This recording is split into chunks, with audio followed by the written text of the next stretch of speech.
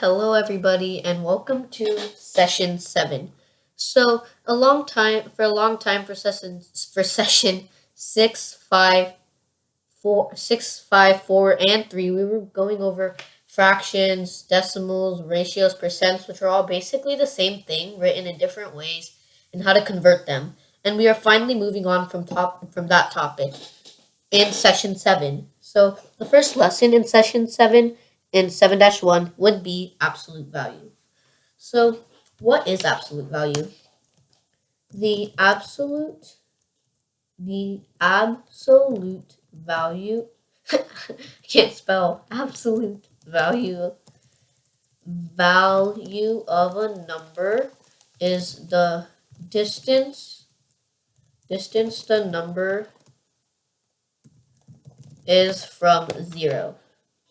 So yeah, that is absolute value. How does it work? So this is the absolute value sign. The number goes in here. So the number goes in here. So the way it works is if you have a positive number in there, such as 32, the outcome will just be the number without this sign. So just remove that sign. So the answer here would be 32. Okay, now, if you, I want to highlight it. If you have a negative number in there, such as negative 87, then the outcome will be the number without these signs. So without these signs, the negative sign and the absolute value sign. So in this case, the answer would be 87. So absolute value can never be negative according to these rules. So now do these practice problems, and when you're done, unpause the video. So hopefully you did them. So for number 1, what is the absolute value of negative 90? So first let's write it in here. So negative 90. So then the absolute value of negative 90, so the rule if it's negative is remove the negative sign. So remove it. Now remove this sign, 90. So the answer would be 90. Now, so remember this sign means the absolute value. So instead of having this written out, you can just use this sign as we learned.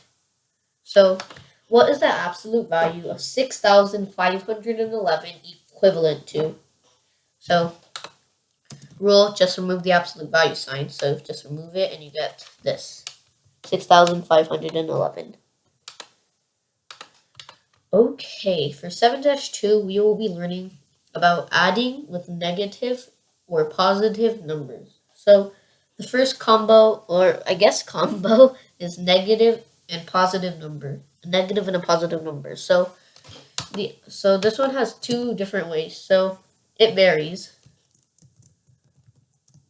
The outcome will be positive if the positive number in the equation, or maybe you have more than two numbers, so the positive value in the equation has to be larger than the negative value without the negative sign, because it has to be like you're comparing it without the negative number actually having the negative sign, or else the positive number will always be larger because a negative number is always less than a positive number. So like when you're comparing 89 and negative 90, so it will always be that 89 is greater because this is a negative number. But if you were to compare this without anyone having the negative sign, then 90 would be larger because this is negative 90 without the negative sign. Like in many occasions, like here, the rule for absolute value is to get rid of the negative sign. So when we're solving, a lot of the time we have to do that. So now the next thing is the outcome will be negative if the negative value in the equation is larger than the positive value in the positive value in the equation. So this was probably inferred that if the positive value is larger, then it would be positive. And then if the negative value is larger, it will be negative. But the next one luckily has a straightforward rule. Negative and negative, always negative. So when you're solving though with this, the way to do it when you have a negative and positive number would be check which one is larger, subtract the larger one without the negative sign. So yeah, I'm gonna do one. I'm gonna see. Let's see. Like if we have negative 56 plus 67, we see that we can make this with pretend we have no negative sign. It would be 56, and then that would be less than 67. So now when you subtract it, it would be 67 minus 56, which is equal to 11. So negative 56 plus 67 would be 11. So now if we have, now you can do these practice problems because when you have a negative and negative number, it will just be like adding normal and then add a negative sign. So pause the video and do these. Okay, hopefully you're done because I will be going over them now. So what is negative 43 plus 45? So we can compare, let's see, 43 is less than 45, meaning when we subtract, we get 2. So negative 43 plus 45 is equal to 2. Now, what is negative 123 plus negative 126? So the way to do this would be to just pretend you don't have any negative signs and just add. So 123 plus 126, 123 plus 126, this would be equal to 249. Then we add back the negative sign, meaning that it would be negative 249. So this would be our answer. So now on to 7-3. Subtracting with negative or positive numbers. So this time we have 3 because the commutative property does not apply to subtracting. So that's why we have to do negative and positive, but in addition to positive and negative. So for negative and positive, the outcome will always be negative. For negative and negative, it varies. If the first negative number is larger than the second negative number, then the outcome will be negative. If the second negative number is larger than the first negative number, then the outcome will be positive.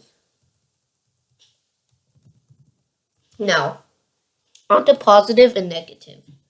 So when you subtract with a positive and negative number, the outcome will always be positive. So when you do negative and positive number, remove all negative signs and add. After you get the answer, add back the negative sign. So now for negative and negative, so if pretend we have negative 3 and then we subtract negative 4.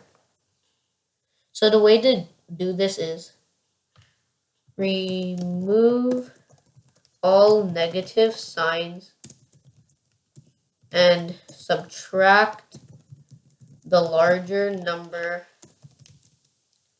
So like this time 3 would be larger than 4, so 4 minus 3, 1.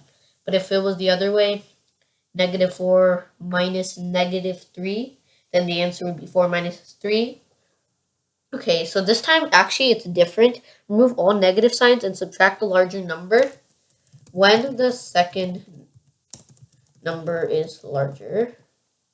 Do not add back any negative sign. But if the first number is larger, after you subtract, add back the negative sign. So this is a lot of information, but it is very important if you want to understand how to subtract different ways of negative and positive arrangements. So now for this one, positive and negative numbers, substitute all negative signs. Substitute the negative signs in the middle for an addition sign and add.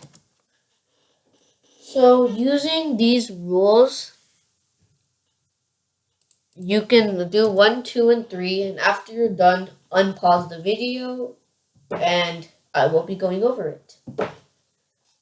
Okay, I will be going over it now, so hopefully you got it all correct. So negative 23 minus, so this is like the minus sign, not part of this or this, negative 24. So this one would be a negative number first, then minus sign, then another negative. So this would fall under the category of negative and negative.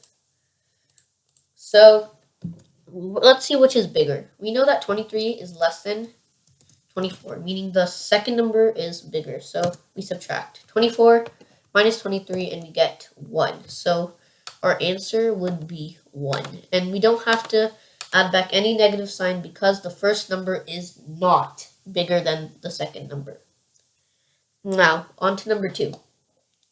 4 minus negative 90. So we know that this is positive, then this is the subtraction sign, this is negative. So it would be positive and negative. So substitute the negative signs in the middle for an addition sign and add. So 4 plus 90, and this is equal to 94. So our answer would be 94. Now on to number 3. Negative 5 minus 4. So that would be the first one. So it says remove all negative signs and add. So this we do 5 plus 4, and 4 we get 9. Then we have to, then it says add back the negative sign. So negative 9. So these are the answers. Hopefully you got them correct. Now on to 7-4. Multiplying with negative or positive numbers. So once again, the commutative property applies to this multiplication. So we only have 2. So the first one is negative and positive. Negative and positive will always be negative. The good thing about multiplication and division is there's no like stuff where it varies. And negative is positive. So the rule for negative and positive is remove all negative signs and multiply the normal way. Then add back the negative sign. This one has the exact same rule. So you remove all negative signs and multiply the normal way, except this time you don't add back the negative sign because the two negative signs cancel each other out. So now pause the video and do these practice problems. So, okay. Blank document PDF. So for once, I will need a blank document PDF because multiplication I cannot do in my head. If you can do it in your head, then then you are very smart. But I need to solve it here. So the first one would be negative 34 times negative 54. So that's negative and negative. So we can just remove the negative signs and multiply. 34 times, was it negative 54? Yeah, 54. So we get 4 times 4 is 16. And 4 times 3 is 12, plus 1 is 13. Then 0 for a placeholder. 5 times 4 is 20. So we add a 0. Then cross that out, put a 2. Then 5 times 3 is 15, plus 2, 17.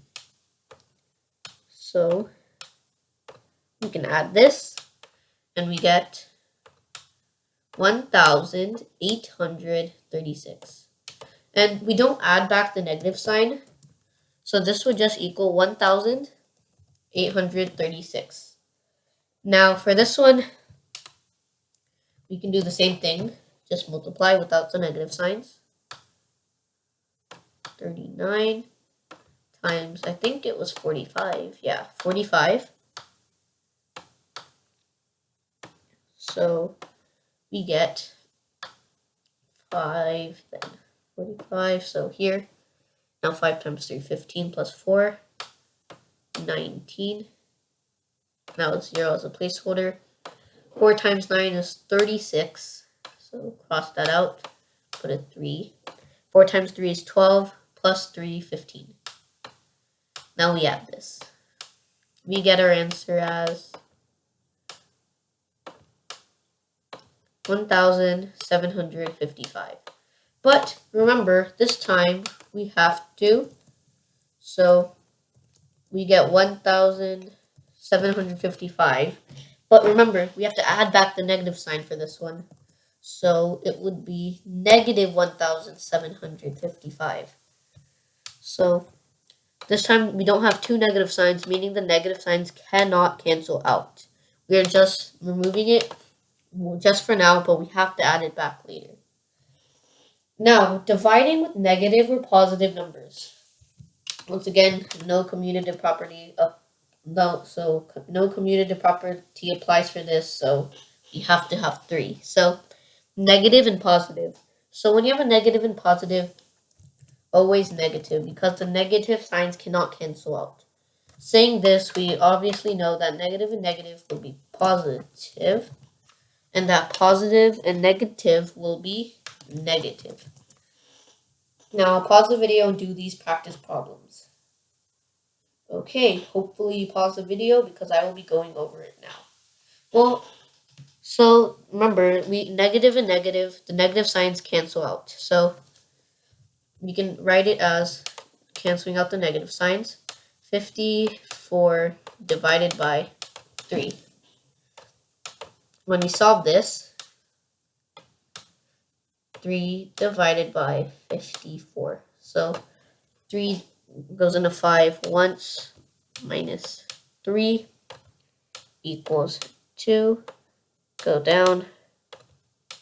So then this goes in 8 times. So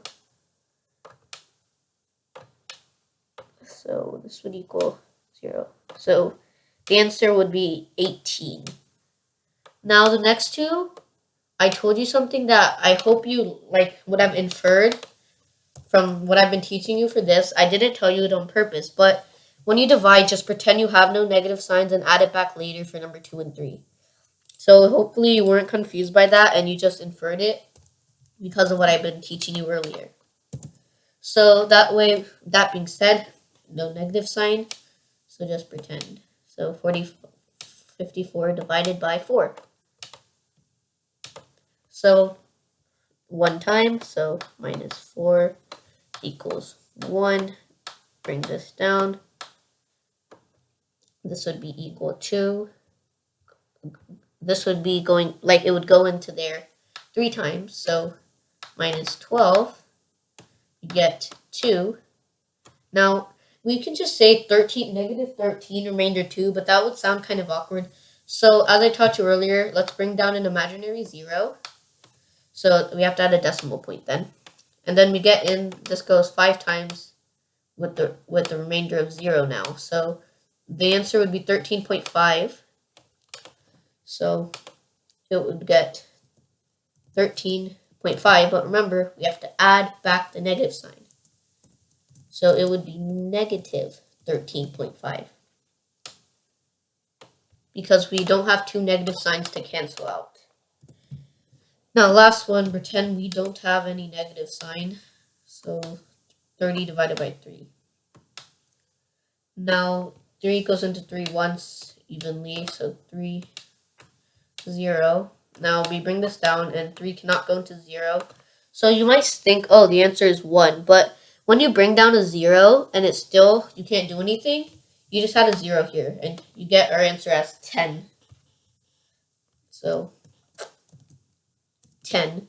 But don't forget, add back negative sign, negative 10. So this is absolute value and everything with a negative and positive number. Besides positive and positive, because I was hoping you already knew that. So thank you for watching. Like, subscribe, hit the notification button, and always remember to come back for more.